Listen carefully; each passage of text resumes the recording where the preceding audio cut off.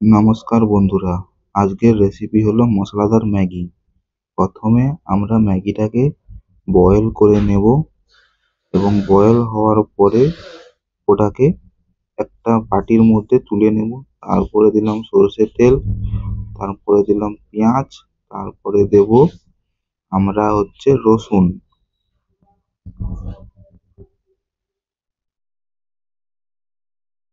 রসুন পেঁয়াজকে ভালো করে তেলের মধ্যে নাড়িয়ে নেব।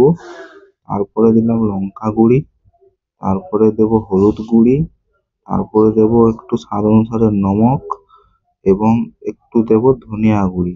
সেটাকে আবার ভালো করে মিক্স করে নেব মশলা করার জন্য। তারপরে আমরা দেব একটুখানি ওই ম্যাগি মশলা, স্বাদ অনুসারে আবার একটু নমক টেস্ট করে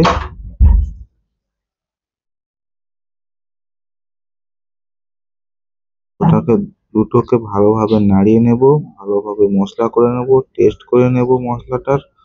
তারপরে দিয়ে দেব বয়েল করা ম্যাগি। এর মধ্যে ম্যাগি দিয়ে আবার নাড়িয়ে নেব।